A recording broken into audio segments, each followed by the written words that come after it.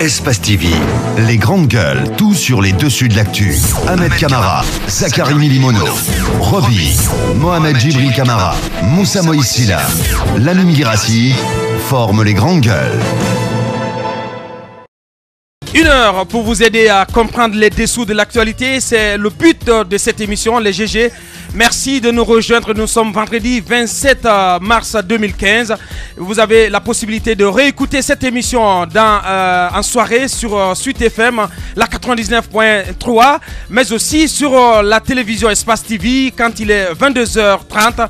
Après le journal de la rédaction de Moussa Moïse, l'actualité au menu de cette émission. Et enfin, un nouveau sélectionneur pour la Guinée, un peu plus d'un mois après la démission de Michel Dusser. Son nom, Louis Fernandez, il est français, ancien coach du Paris Saint-Germain. Il sera assisté de 2 anciens internationaux guinéens, en l'occurrence Kaba Diawara et Amara Simba. Le choix sur Louis Fernandez a été entériné hier au terme d'une réunion de la FEGIFOOT, l'instance dirigeante du football guinéen. Comment en est-on arrivé à ces choix? Quels seront les objectifs assignés au nouveau sélectionneur de la Guinée, M. Sega Diallo, journaliste sportif, patron du Foot Mag? Il va nous expliquer donc les raisons qui ont conduit à ces choix. Les NFD ne cachent pas leur embarras, voire leur désarroi, pourquoi pas, de, je cite, constater que des listes ont été déposées par certains grands partis de l'opposition républicaine de façon unilatérale et précipitée pour faire partie des démembrements de la CENI. Voilà qui est dit, et les NFD d'enfoncer le clou. Les NFD restent cohérentes et ne peuvent donc dire une chose et faire son contraire. Ce parti maintient son refus de participer à une légitimation des actions de la CENI. Qu'est-ce qui fonde cette dénonciation? Faut-il y voir un début de friction au sein de l'opposition républicaine? Mouktar Diallo, président de ce parti, il sera notre invité dans cette émission. Merci de rejoindre l'équipe. Tamba Zachary, bonjour. Bonjour Aboubacar. Bonjour Moussa Hiro. Bonjour. Bonjour Moussa Moïse. Bonjour. Bonjour Ahmed. Bonjour. Bonne arrivée. Tamba Zachary, on s'intéresse donc à ce choix qui est tombé finalement sur la personne de Louis Fernandez. Louis Fernandez, donc au terme, il faut dire au terme d'une consultation restreinte finalement, parce que vous savez, le processus d'appel d'offres prend beaucoup de temps, et à cause de certaines contraintes dont nous parlerons tout à l'heure, Monsieur Louis Fernandez a finalement été retenu. Il sera, comme Aboubacar le disait, accompagné de certains anciens nationaux. Mais la question qui avait été soulevée il y a quelque temps, c'est pourquoi la Guinée ne participait pas au match FIFA. Ouais. C'est quand même une question qui a fait beaucoup jaser ici en Guinée. Mais il faut prendre en compte un certain nombre de considérations. D'abord, premièrement, que notre équipe nationale est sortie de la CAN avec un indice de performance assez élevé. C'est quand même le constat qui a été mondialement fait. La Guinée est 8e, hein, 8e placement au plan africain. Bien entendu. Et l'on sait que la Côte d'Ivoire, qui est d'ailleurs championne d'Afrique, avait souhaité confronter la Guinée, se confronter à la Guinée dans le cadre de ces matchs FIFA. Ouais. Mais beaucoup étaient étonnés de voir que la Guinée n'avait pas finalement accepté de rencontrer une championne d'Afrique. On peut donc se demander pourquoi. À mon avis, il s'agit d'une démarche assez bien mûrie de la Fédération guinéenne de football. D'abord, lorsque dans le cadre de ces matchs, c'est important de rappeler leur importance, dans le cadre de ces matchs FIFA, ça permet à la FIFA de recueillir un certain nombre d'indicateurs qui permettront le classement des équipes nationales au terme de chaque rencontre. Alors, si la Guinée, dans un contexte primo où on n'avait pas d'entraîneur, et deuxièmement, dans un contexte où on n'était pas sûr d'obtenir la participation de certains nationaux, on parle encore d'Ibrahim Traoré. Tous les joueurs, hein. Il y a beaucoup de blessés, Ibrahim Traoré aussi, qui boude encore la sélection. Hein. Oui, bien entendu, qui entend encore revoir sa position par rapport à sa participation à l'équipe nationale. Lorsqu'on allait à un tel contexte, à une confrontation avec la Côte d'Ivoire, que l'on sait d'ailleurs en forme, la Guinée risquait sérieusement de reculer. Or, un tel recul se joue sérieusement sur le classement FIFA des équipes nationales. Deuxièmement, l'aide de la FIFA aux équipes nationales, si vous voulez, aux fédérations de football, en fait, cette aide est proportionnelle au perfectionnement ou à l'indice de performance, à l'indice de performance des équipes nationales dans le cadre de ces matchs-là. Aujourd'hui, sans oublier aussi l'incidence que cela peut avoir sur le prochain tirage au sort de la prochaine CAN oui, bien entendu. Et du mondial 2018. Ah oui, bien entendu. Lorsqu'une équipe nationale va avec un indice de performance, ça pouvait nous exposer, je vais dire comme ça, nous exposer à de très fortes équipes. Un tirage au sort difficile pour la Guinée, et cela ne nous serait pas profitable. Aujourd'hui, il est à se réjouir que nous ayons un sélectionneur. Encore faut-il espérer que ce soit un sélectionneur qui puisse avoir plus ou moins d'entrées pour permettre de réunir le plus grand nombre de talents en vue de renforcer les performances de l'équipe nationale. Donc sur la question, c'est quand même un ensemble d'observations assez intéressantes, assez pertinentes, qu'il ne fallait pas perdre de vue. Je pense que Moussa Moïse ou bien d'autres encore ont quelque chose à dire là-dessus. Nous aurons Sega Diallo aussi qui nous en dira davantage. Bien, Ibrahima Prince Diallo qui tente donc de joindre Sega Diallo dans cette émission. Il est journaliste sportif, donc consultant et patron du Foot Mag. Moussa Moïse, quelque chose à dire? Vous connaissez oui ou non Louis Fernandez? Il a été coach du côté du Paris Saint-Germain et il a entraîné aussi d'autres grands clubs en Europe.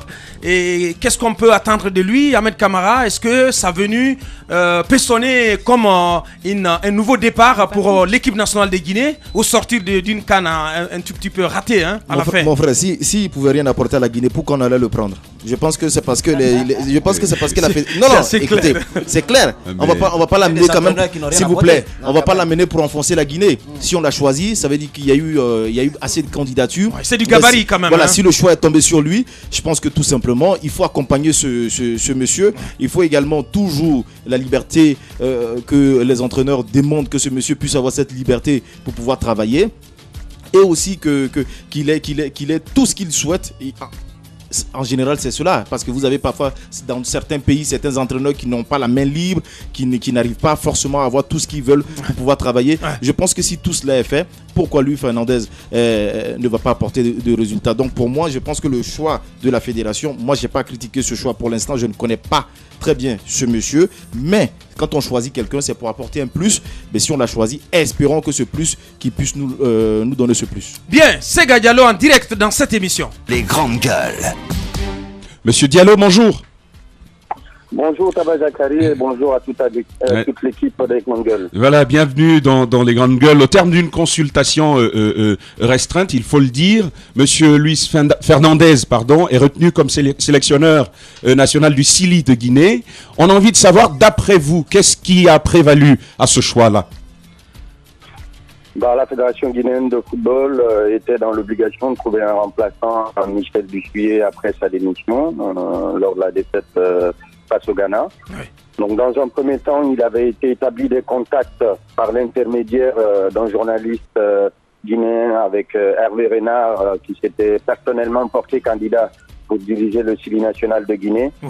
Mais vous savez que dans ces conditions-là, quand on est en compétition avec les performances qui arrivent, on change d'ambition et de gamme. Donc Hervé Renard n'a pas souhaité donner suite aux offres de la Guinée après la victoire de la Côte d'Ivoire. Il a l'intention de diriger une équipe européenne. Donc ce qui a mis la fédération dans l'obligation de trouver une deuxième piste, puisque au préalable, cette fédération avait déjà pris attache avec les autorités guinéennes pour s'assurer que le salaire demandé par Hervé Renard et son staff aurait pu être payé et sans embâge. Donc de là, beaucoup d'entraîneurs ont été consultés. Je pense qu'il y a eu beaucoup de spéculations sur cette question. Mais vous savez, pour recruter un entraîneur, il faut deux choses. Il faut savoir ce qu'on veut et chercher la bonne personne. Je pense que on est des journalistes, on ne peut pas juger. Oui, mais quand même, Sega, vous conviendrez avec nous que Louis Fernandez, il a été sélectionné au milieu d'un ensemble de candidatures. Rappelez-nous ces candidatures et qu'est-ce qui a prévalu justement à ces choix? Pourquoi la fédération a jeté son dévolu sur Louis Fernandez? Il y a un certain nombre de noms qui ont circulé, même si officiellement je ne pourrais pas vous les confirmer. Je sais que l'ancien sélectionneur du Burkina était candidat. Amara Traoré, l'ancien entraîneur de Kaloum et du Yorea et de l'équipe du Sénégal aussi, s'était porté candidat. Mais l'un dans l'autre, je pense que l'aura et la médiatisation de Luis Fernandez ce nom, c'est un label pratiquement, a dû jouer dans l'essentiel. Je pense que quand on a un nom comme Luis Fernandez sur son banc, on est sûr d'avoir les médias derrière soi, on est sûr d'avoir de la médiatisation, mais aussi le respect des joueurs qui viennent en sélection. Parce que je pense que sur cet aspect-là que le projet de Luis va être important. Il faudrait que l'équipe de Guinée soit attractive. Il faut que les joueurs qui viennent en sélection se battent pour venir. Il ne faut plus qu'on court derrière un joueur pour aller le chercher. Parce que je pense qu'on a un déficit au niveau de la formation, mais on a suffisamment de talent pour essayer de composer une équipe compétitive avec des joueurs disciplinés et respectueux des règles en sélection. Donc, je pense que c'est la mission essentielle qui devrait être celle de Luis Fernandez et aller chercher une performance sur la scène continentale, ce qui n'est pas évident parce qu'on sait que aujourd'hui, malgré les résultats qui sont, il faut l'avouer, reluisants, parce que les jeunes finissent 3e, l'équipe de Guinée finit 8e. Quand on voit le niveau des infrastructures qu'on a, on a des défis encore beaucoup plus élevés à relever. Mais il faut être réaliste. Je suis très critique dans mes analyses. Et optimiste, ouais. Mais les performances actuelles sont assez bonnes. Et donc, il faudra laisser le choix à ceux qui ont la gestion de ce football-là de décider qui vient. Maintenant, s'il n'a pas de résultat, il faudra qu'ils assument. Et là, de ce côté-là, je pense que la fédération en est consciente. Et c'est pour cela que ce choix-là, moi, je ne me prononce pas là-dessus, mais je pense qu'au vu de l'aura qu'a Luis Fernandez. Luis Fernandez, je pense qu'en termes de médiatisation et en termes d'organisation, on va prendre un grand pas. Oui, au-delà de la médiatisation, Sega Diallo, parce qu'on attend de lui des résultats sportifs. Il a parlé de pas. Mais bien sûr, mais qu'est-ce qu'on sait de Luis Fernandez? Est-ce que par le passé, on peut inscrire à son actif des hauts trophées de chasse? Parce qu'il a entraîné des grands clubs en Europe, mais à la fin, est-ce que c'était aussi performant que cela? Il a gagné la Coupe des Coupes avec le PSG, je ne sais pas si vous vous en souvenez. C'est un entraîneur atypique, il est très sanguin, il impose ses vues et c'est quelqu'un qui a, en tant que joueur, été un grand nom du football français. Il a entraîné l'Atlético Bilbao qui a titillé le sommet du football espagnol. Je pense qu'en termes de référence, c'est important de le savoir. C'est quelqu'un quand même qui peut s'arrêter devant n'importe qui en France, parler. Ouais. Et aujourd'hui, s'il dirige une équipe comme la Guinée, ça veut dire que notre potentiel est monté et que notre cote est montée, puisque Luis Fernandez, vous le savez, est quelqu'un de très connu. Pour qu'il accepte une mission en Afrique, il faut que ça le tente. Et donc, je pense que... Ouais, bon, c'est un nouveau challenge pour Luis. Allez-y, Moussa Moïse. Ces gars, rapidement, un entraîneur d'un tel acabit, c'est pas quand même n'importe quoi. Ça coûte quelque chose. Est-ce que vous avez connaissance du contrat, du contenu?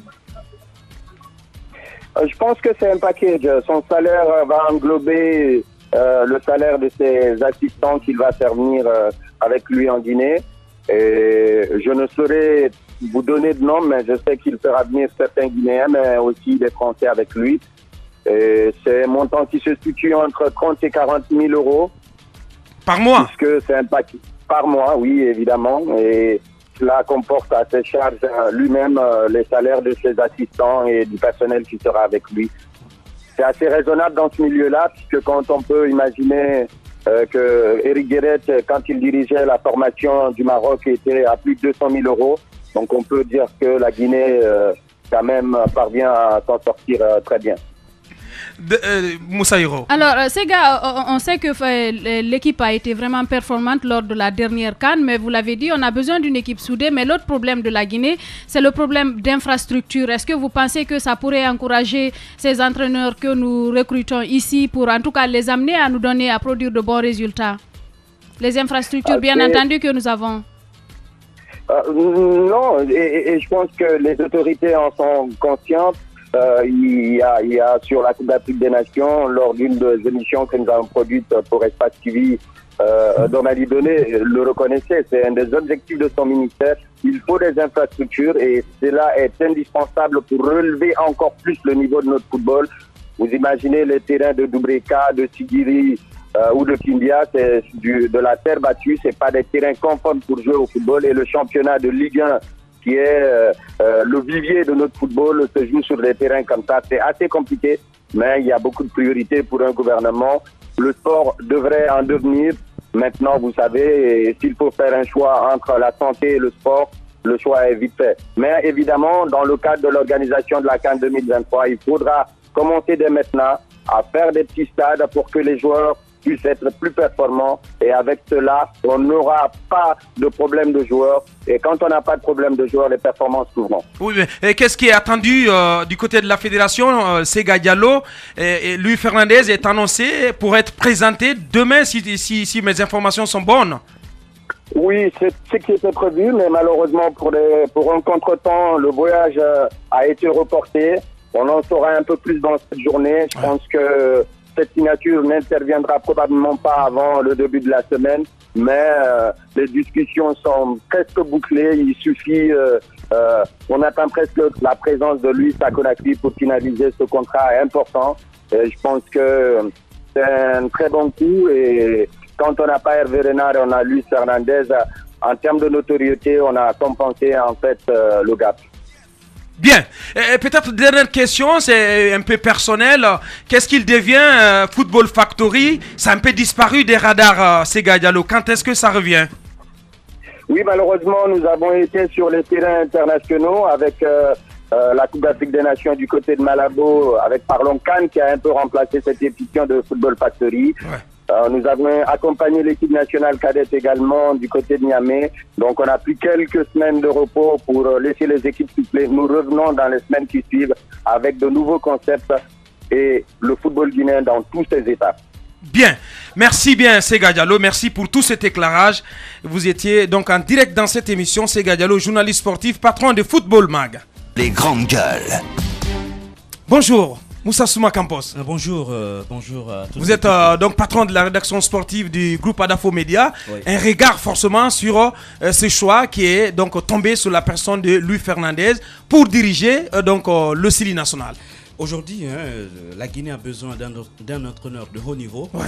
Mais sur cette question de Luis Fernandez, la personne la mieux placée, c'est le président de la Fédération guinéenne de football, qui a traité ce dossier seul, il faut le dire comme ça. Parce que quand vous il ne devait pas organiser un référendum aussi pour ça. Donc oui, c'est ce que je vous dis. Comment il a géré ça seul? Il n'y a pas eu d'appel d'offre d'abord, il n'y a pas eu d'appel d'offre.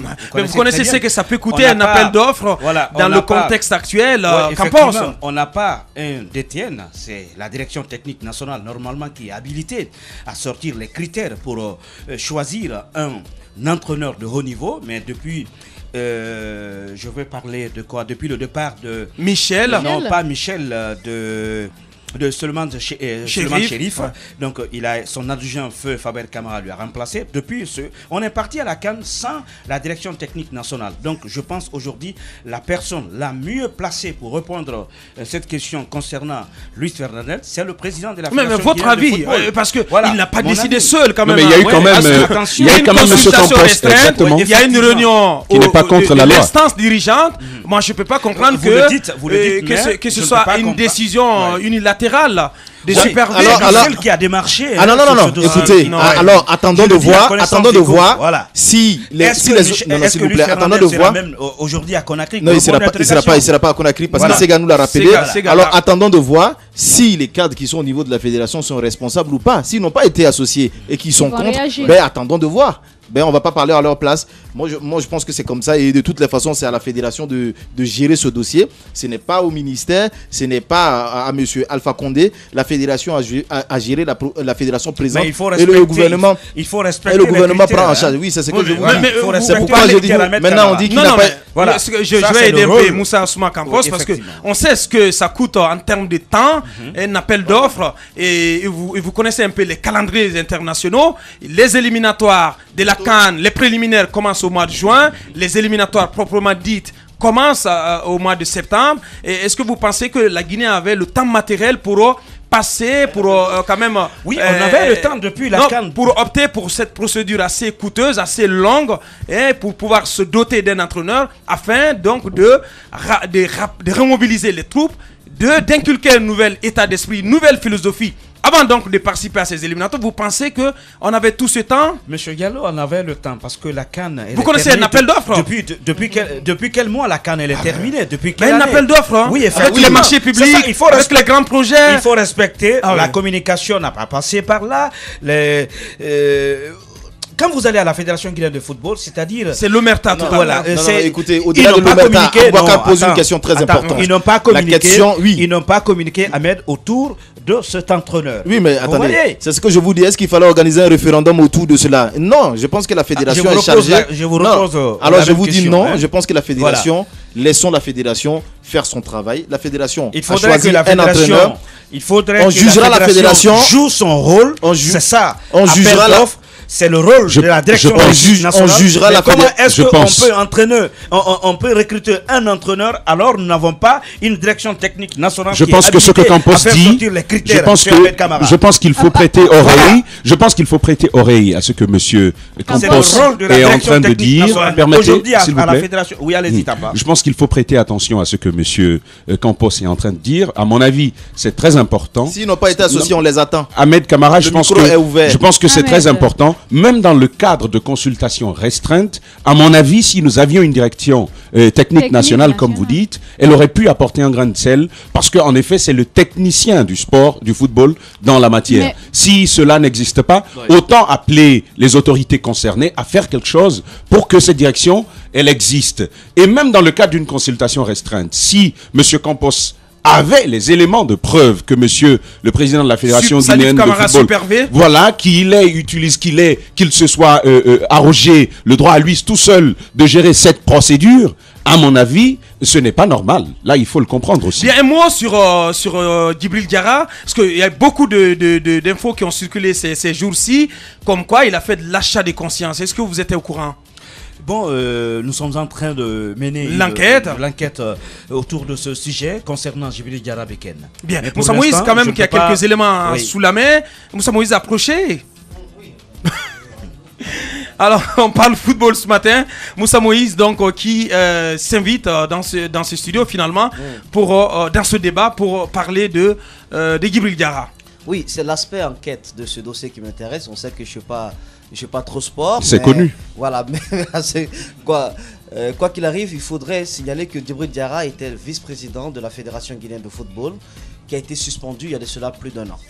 Et donc depuis lors, il se bat, et c'est tout à fait normal, pour qu'il soit réhabilité. Donc au niveau de la Fédération guinéenne de football, il y a eu des démarches selon les enquêtes que j'ai menées auprès de la CAF, mais également auprès de la FIFA. Mais pour être réhabilité après une telle suspension, il va bien falloir organiser une assemblée générale de la FEGIFOOT pour que la sanction soit levée. Mais au-delà de tout, on a senti que le monsieur, il a des ambitions qui partent au-delà de l'organisation d'une assemblée générale de la FEGIFOOT. Il a des ambitions pour être porté à la tête même de la FEGIFOOT. Ce qui est normal. Moi, je trouve que c'est normal. Ouais. Et il souhaite donc parce que le congrès électif de la FEGIFOOT, c'est prévu pour le mois d'août. Pour le mois d'août. Donc 5 mois. Et donc, si sa sanction n'est pas levée, puisqu'il a une telle aspiration, il n'est donc pas éligible. Donc il se bat, il fait des pieds et des mains pour qu'il puisse être réhabilité avant la tenue. Donc, et recouvrer son éligibilité. Avant la tenue de ce congrès pour être donc éligible. Donc, mais ce qui se passe, c'est qu'il y a une règle. Ce que Campos disait tout à l'heure, moi je ne suis pas tout à fait d'accord avec les gens qui pensent que pour des impératifs de temps, avec ce mot urgence, qu'ils peuvent faire une sorte d'entorse à nos principes, à nos lois, à nos règlements. Il faut éviter cela dans ce pays, c'est ce qui met ce pays en retard. Les grandes gueules. S'il y a un impératif de temps, il faut penser à respecter les procédures. Et il faut... Mais la consultation restreinte... Elle est légale. Elle est légale, Moussa Moïse. La consultation restreinte, elle est prévue par la loi, Moussa Moïse. C'est pas légal. Même le marché gré à gré dans notre pays, dans une certaine contexte, est prévu. Je sais de quoi je parle. Si la consultation n'est pas restreinte, elle doit être comment? Non.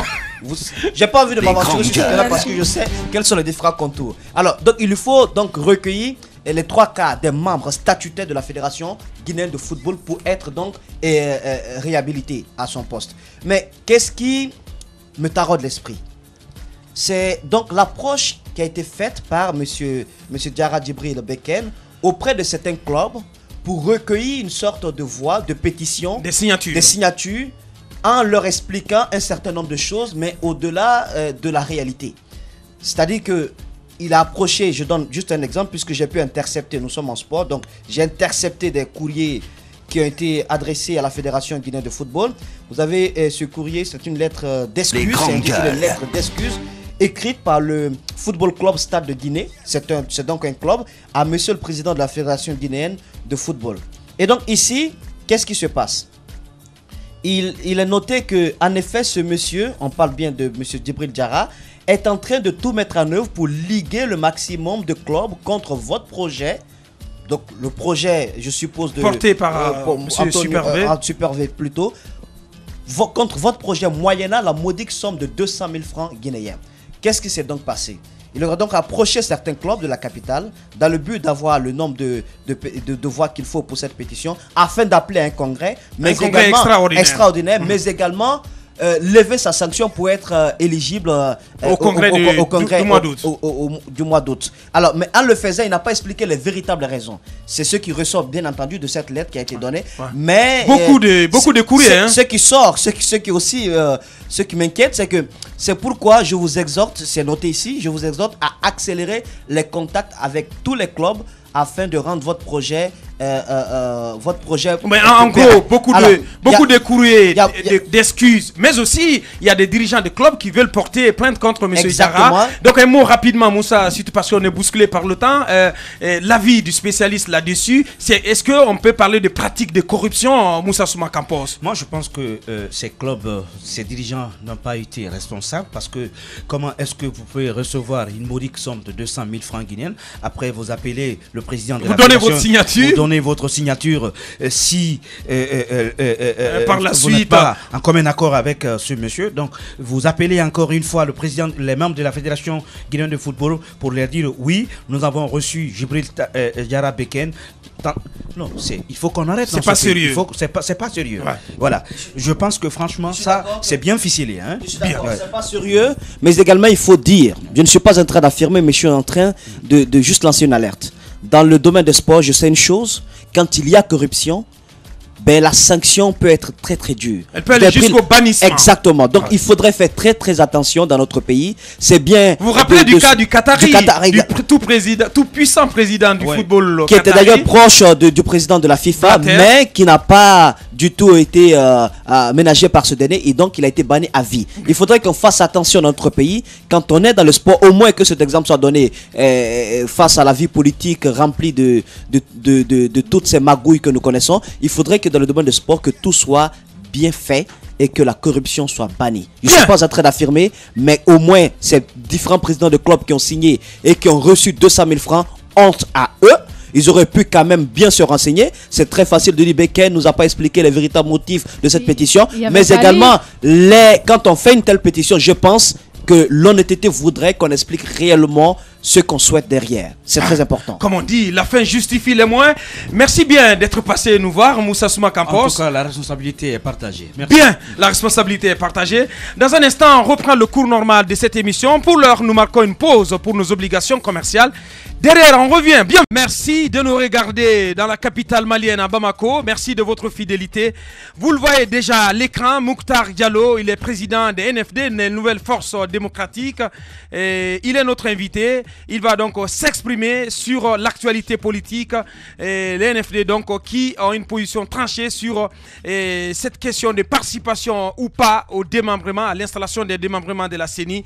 Les NFD restent cohérentes et ne peuvent donc dire une chose et faire son contraire. Mouktar Diallo est là. Il va mieux nous expliquer tout cela. Dans un instant, donc, nous allons lui donner la parole. Pour l'instant, nous jetons un coup d'œil sur notre plateforme. Ce premier message qui dit « Bonjour, c'est Alimou Bindi. Quelle que soit l'urgence, il fallait faire un appel d'offres ouvert à tous pour recruter un entraîneur. Carton rouge pour Ahmed. Bonjour les GG, DTS depuis Wanindara. Bonjour les GG. Je dirais à Ahmed que si les procédures ne sont pas respectées, en recrutant, même si c'est Mourinho, c'est pas achevé ce message. Alors ce dernier message, je souhaite bonne chance à mon équipe nationale, le Sili de Guinée. Victoire, c'est pour nous. Alors, donc, Moussa Moïse, nous avons notre invité, M. Mouktar Diallo, président des NFD. Bonjour, M. Diallo. Oui, bonjour, Moussa. Le micro qui n'est pas bien activé. Bonjour les amis journalistes. Bonjour aux grands auditeurs d'Espace FM et de et des spectateurs d'Espace TV. L'Espace TV. Merci, Bonne arrivée. merci. Vous passez dans cette émission à un moment où nous traversons une crise politique autour du chronogramme électoral rendu public par la Commission électorale nationale indépendante. Nous aimerions comprendre votre avis là-dessus avant de passer à la question centrale qui vous Oui, parce que intéresse vous ce avez matin. publié une déclaration. Voilà. hein. Oh oui, en fait, mon avis est l'avis de NFD, Nouvelle Force Démocratique, qui est l'avis de l'opposition républicaine. Ça veut dire que nous ne sommes pas du tout d'accord. Nous nous opposons catégoriquement à ce chronogramme qui inverse l'organisation des élections. On doit commencer par les élections locales, les élections communales et organiser les élections présidentielles en 2015. Toutes ces deux élections doivent être organisées en 2015. Mais vous parlez d'inversion de l'ordre des élections. Absolument. Mais qu'est-ce qui explique cela, M. Diallo? Est-ce qu'il y a une loi? Est-ce qu'il y a un texte qui oblige la CENI à faire les communales avant la présidentielle? À faire cet ordre chronologique. Bien sûr. Les lois sont claires en la matière. Les conseils communaux sont expirés, si je peux m'exprimer en termes simples, depuis 2009. Parce que les dernières élections communales ont été organisées en 2005, sous l'emprise de la loi de 91, révisée en 93 et en 95, qui prévoyait la durée du mandat à 4 ans. Et donc, ça veut dire qu'en 2009, le mandat de ces conseils communaux était arrivé à terme. Et quand M. Alpha Condé est arrivé, son premier travail était de faire organiser ces élections locales, communales. Malheureusement, il a violé la Constitution, les lois de la République, en destituant ces conseils communaux, en les faisant remplacer à des endroits par des délégations spéciales. Et même si c'est le cas, ces délégations spéciales ne doivent pas dépasser 6 mois. Et elles ont aujourd'hui fait plus de 4 ans. Oui. Mais donc, on sait bien, M. Diallo, vous avez dénoncé à l'époque la mise en place de ces délégations spéciales, mais ce qu'on reproche à l'opposition, la critique qui revient régulièrement, c'est le fait que vous n'ayez pas exigé de M. Alpha Condé et de son pouvoir l'organisation de ces communales, de ces locales à l'époque. Surtout au sein du Parlement. C'est important de préciser que ce sont avec ces délégations communales que nous sommes partis aux législatives. Pourquoi aujourd'hui non? Sur le terrain du droit, voici les textes qui exigent l'organisation des élections communales avant les présidentielles. Encore qu'on ne peut pas organiser 2 fois des élections présidentielles sans organiser les élections communales. Et les accords du 3 juillet étaient clairs aussi là-dessus. On devait organiser ces élections dans le premier trimestre de 2014. Tout cet engagement et ces lois ont été bafoués, violés absolument par M. Alpha Condé et par son gouvernement. Et donc, l'opposition républicaine, et ça il faut le dire, c'est important, a toujours demandé un dialogue sincère pour l'organisation des élections communales, locales et législatives. Et je rappelle, il est important, si vous permettez, qu'on fasse rapidement l'historique de la demande du dialogue par l'opposition républicaine, toujours refusée par le gouvernement. Le 11 avril 2011, nous avions écrit au ministre en charge de l'administration du territoire pour lui demander, à l'époque, M. Alassane Condé, pour lui demander un dialogue avec l'opposition en vue d'aplanir nos différends et d'aller vers les élections locales et législatives. Il a refusé, il n'a même pas daigné répondre à notre courrier. Le 29 du même mois, nous avons écrit au Premier ministre, chef du gouvernement, pour lui demander un dialogue. Nous sommes restés 4 mois sans réponse, même pas un appel. Après, comme nous sommes une opposition responsable, nous avons pris notre bâton de pèlerin. Nous sommes partis rencontrer l'ensemble des forces vives de la nation. Nous sommes allés rencontrer la société civile, le CNT, même les ambassadeurs, pour leur demander un dialogue, qu'ils facilitent un dialogue entre le gouvernement et nous. C'est l'ensemble de ces pressions qui ont abouti à l'organisation d'une rencontre avec M. Alassane Condé à l'époque, à son ministère. Nous avons présenté un mémorandum et nous sommes restés des mois sans une réponse. Et pourtant, le jour-là, il avait promis, le même jour, de faire le compte rendu au chef de l'État et de revenir rapidement vers nous. Nous sommes restés un long moment sans réponse. Et un jour, un bon matin, nous recevons sa lettre, donc un courrier, qui nous dit, pour les questions liées à la loi, adressez-vous au CNT. Pour les questions liées aux élections, adressez-vous à la CENI. Pour les questions liées à tel, adressez-vous à la Cour suprême. Il a même fallu dire, adressez-vous au bon Dieu. Et donc, nous avons tout fait pour avoir un dialogue impossible. C'est ainsi que nous avions commencé à organiser des manifestations avec le loup tribu que vous connaissez. Plus de 57 de nos militants tués. Aucune enquête, à plus forte raison, sanctionné ces criminels. Et donc, c'est tout ça qui a abouti après au dialogue qui ont permis la signature des accords du 3 juillet, qui ont été aussi violés. Le gouvernement a refusé de mettre en œuvre le contenu des accords du 3 juillet. Et pour toujours... Donc vous semblez rejeter toute la faute au gouvernement. Pour montrer notre bonne volonté encore, nous avons demandé un dialogue pour qu'on respecte, pour qu'on applique le contenu des accords du 3 juillet. Impossible. Il a fallu, rappelez-vous, chers amis journalistes, il a fallu que nous suspendions notre participation aux travaux de l'Assemblée nationale pour que le gouvernement accepte une rencontre, accepte un dialogue. On s'est rencontrés, il y a eu des discussions, il y a eu des conclusions. Impossible de signer le relevé des conclusions. Impossible. Et il continue à jouer à des manœuvres dilatoires pour nous dire que le ministre de la Justice n'est pas là, c'est lui qui doit nous écrire. Impossible depuis des mois d'avoir même un consensus sur Monsieur Diallo, nous sommes face à un gouvernement de mauvaise foi et pour lequel le dialogue n'a aucun sens. Vous êtes ferme aujourd'hui, c'est vrai, vous êtes très ferme aujourd'hui par rapport à l'organisation de ces communales avant la présidentielle, mais pourquoi vous n'avez pas été autant ferme? Parce qu'aujourd'hui, le 8 juillet, par rapport aux accords qui avaient été obtenus en 2013, on parle d'accords additifs. Ils ne reconnaissent pas du tout parce que ça n'a pas été signé. Pourquoi vous n'avez pas été autant ferme pour faire en sorte que toutes les parties signent, que ça soit reconnu dans les accords et non comme un élément additif qui n'a pas été signé par tout le monde? Devriez-vous le reconnaître comme une erreur politique? On dit que vous n'avez jamais fait des communales une priorité à l'opposition. Ce n'est pas vrai. Et pour ne pas trop m'allonger, je prends le cas des discussions qui ont abouti aux accords du 3 juillet. Le jour-là, dans la salle des actes du Palais du Peuple, on avait évoqué la question des élections locales, communales, juste après les élections législatives. Et M. Alassane Condé, qui engage le gouvernement, avait même dit, juste après les législatives, on peut même organiser les élections locales, les élections communales, avant la fin de l'année. Et c'est pour vous montrer que ça avait fait l'objet de discussions et d'ententes. On s'est entendu devant la communauté internationale, devant tout le monde, le gouvernement, l'opposition, la mouvance, la communauté internationale. Bon Dieu, on s'entend sur le fait qu'on doit les organiser dans le premier trimestre de 2014. Et si on revient pour nier, ça veut dire que nous sommes face à des gens de mauvaise foi qui n'ont aucune valeur pouvant leur permettre aujourd'hui de parler au nom de l'État guinéen. Bien, allez-y, ce qui est un peu intéressant dans cette histoire, dans cette crise, c'est de voir que le chronogramme a été proposé par la CENI, rendu public par la CENI, qui est quand même dans son droit, c'est la Commission électorale nationale indépendante.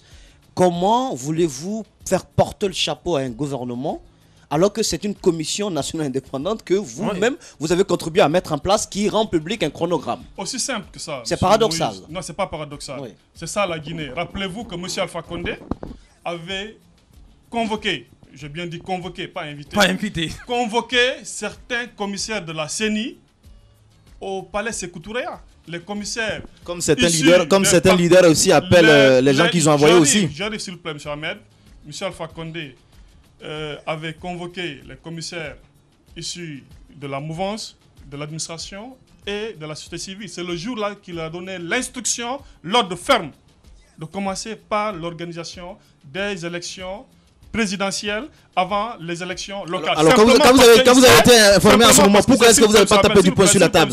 S'il vous plaît, parce que simplement M. Alpha Condé est convaincu qu'aujourd'hui, s'il y a des élections transparentes, il ne peut même pas avoir les 18% qu'il avait eu au premier tour de l'élection présidentielle 2010. C'est pour cela qu'il veut s'appuyer, mais bien sûr, on regarde son manque de résultats. Depuis 2011, la Guinée ne fait que reculer. C'est évident, le bilan est nettement négatif. Maintenant, il va s'appuyer sur ces membres de délégations spéciales et des conseils communaux périmés qui n'ont aucune légitimité et aucune légalité, qui doivent tout à M. Alpha Condé pour dérouler son plan de fraude massive pour remporter les élections de 2015. C'est pour cela qu'il tient coûte que coûte au maintien de ces conseils communaux et de ces délégations spéciales. Et je précise que le code électoral, les lois de la République, impliquent activement les élus locaux, que ce soit au niveau des maires, que ce soit au niveau des chefs de quartier, dans le processus électoral en ses articles 19, 22 et plein d'autres dispositions de la loi. D'accord.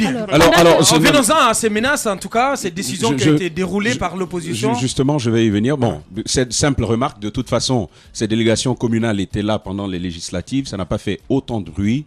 Aujourd'hui, on a comme l'impression que... Une précision importante à ce niveau, s'il vous plaît. Oui, allez, ok. Effectivement, vous savez, si M.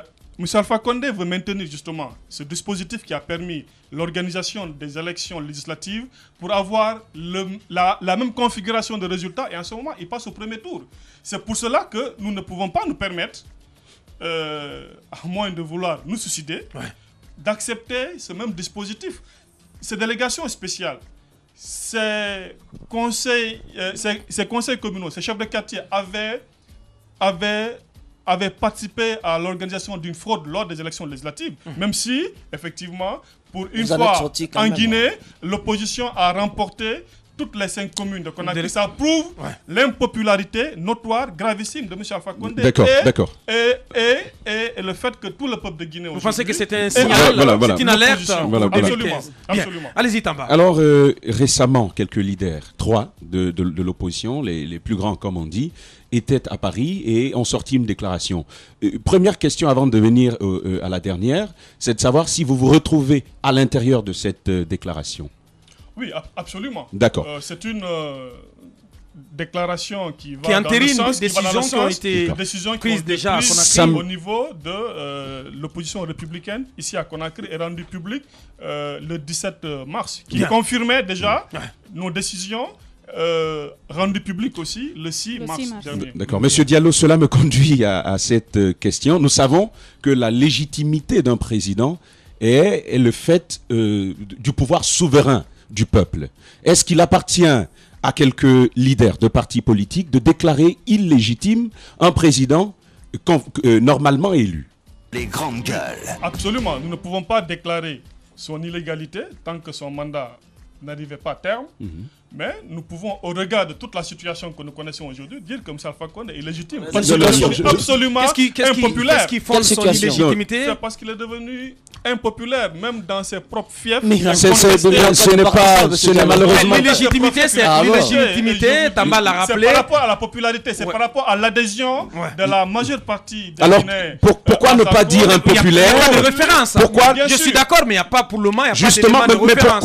Pourquoi ne pas dire simplement président impopulaire que d'aller dire président illégitime? Et d'ailleurs, ça va un peu plus loin, parce qu'à la fin, la déclaration dit aussi que l'opposition réfléchirait à un programme commun de gouvernement. Ma question, est-ce que c'est vraiment d'un dialogue que vous voulez ou du départ simple d'Alpha Condé? Nous voulons son départ, bien sûr, dans le cadre du respect de la loi. Nous l'espérons. Mais nous voulons son départ parce qu'il a prouvé qu'on ne peut pas dialoguer avec lui. Non seulement quand on dialogue, on n'applique pas les accords, mais deuxièmement, rappelez-vous, M. Alpha Condé a reçu plusieurs fois les leaders politiques de ce pays, individuellement et collectivement.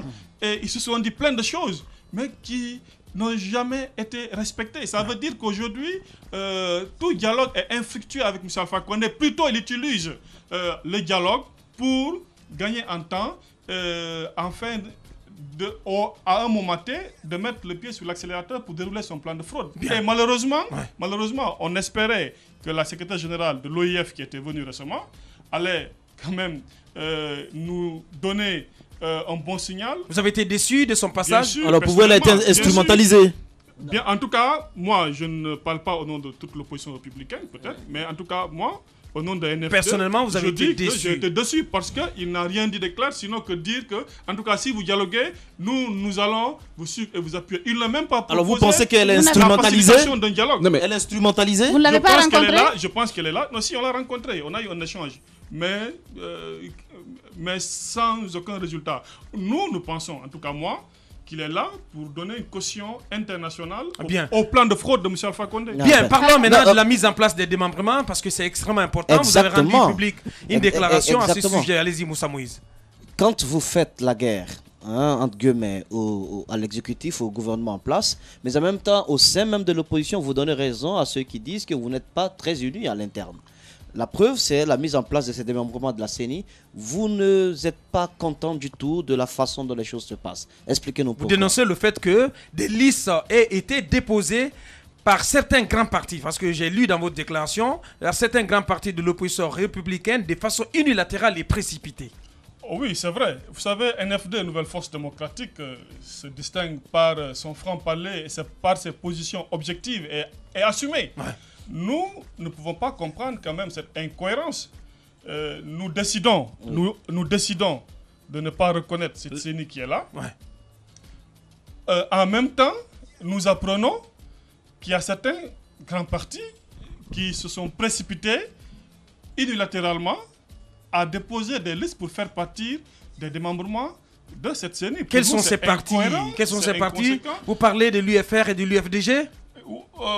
Vous les connaissez. Vous connaissez. Vous avez dit franc-parler. Vous avez dit franc-parler. Non, mais écoutez, vous savez, ne présentez pas ça comme étant un problème au niveau de l'opposition. L'opposition est unie. Ah non, c'est un problème, hein. Non, mais simplement. Non, mais Mokhtar Diallo, c'est un problème, ça. Mais simplement, nous nous démarquons de cette attitude. Vous pensez que cette pratique continue à la base? Parce que nous avons eu en tout cas un papier même venu de l'intérieur de Espace Fouta qui nous disait que, en tout cas de ce côté, l'opposition avait suspendu sa participation au niveau de ces démembrements. Oui, mais au niveau dans un premier temps, il y avait participé. Ils avaient participé, ils n'étaient pas contents du poste qui leur a été donné. Ensuite, au niveau de l'AD, au niveau de la préfecture, au niveau des sous-préfectures, l'opposition a bel et bien participé. Il y avait une guerre entre le poste de rapporteur et de trésorerie. L'opposition aurait voulu avoir le poste de rapporteur. Mais ils ont pris part. Ça, c'est vrai. C'est pour cela que nous, NFD, Nouvelle Force Démocratique, nous nous démarquons parce que nous considérons quand même qu'on ne peut pas dire une chose et faire son contraire. Nous estimons que le principal emporte l'accessoire. Si nous avons dit que nous suspendons notre participation aux travaux de l'Assemblée nationale, nous ne devons pas participer à une activité quelconque liée de façon directe ou indirecte à l'Assemblée nationale de Guinée. Si nous avons dit qu'on ne reconnaît pas pour l'instant cette CENI dans sa forme actuelle, nous ne pouvons pas en même temps nous précipiter pour aller faire partie. Comment vous allez faire fléchir les positions des gens sans concertation. Qu'est-ce que vous allez faire pour fléchir les positions des gens? Peut-être une réaction par rapport à la main tendue du gouvernement qui vous appelle à renouer le dialogue, à reprendre le dialogue. Écoutez, je vous dis encore une fois que nous ne croyons pas en la sincérité de ce gouvernement. Vous n'allez pas reprendre le dialogue? C'est pour dire que aujourd'hui, nous devons absolument organiser des manifestations, mettre la pression sur ce gouvernement pour qu'il respecte les accords du 3 juillet, pour qu'il respecte les lois de la République. Encore s'engager sur un autre processus de dialogue, ça va prendre du temps. Le gouvernement va gagner en temps. On va s'entendre sur quelque chose qui a été déjà dit et signé et qui ne sera pas encore respecté. Nous pensons qu'aujourd'hui, ce n'est pas opportun d'aller vers un dialogue. Il faut plutôt appliquer les décisions que nous avons prises de façon consensuelle, mettre la pression sur le gouvernement pour quand même qu'il revienne à la raison pour qu'on organise d'abord les élections communales et puis les élections présidentielles en 2015 pour qu'il y ait une alternance en 2015 dans l'intérêt supérieur de la nation. Merci bien, Monsieur Mokhtar Diallo, d'être venu dans cette émission. C'est comme ça qu'on se quitte au compte de cette émission. C'en est fini pour cette semaine. Merci à vous, téléspectateurs, qui nous regardez donc dans la capitale ivoirienne. Merci à l'équipe de réalisation, Ibrahima Souma, Michel Tolno. Ibrahima Prince Diallo était à la réalisation côté radio. Merci à toute l'équipe de GG. On se reprend lundi avec le Turbo aux commandes pour continuer l'aventure.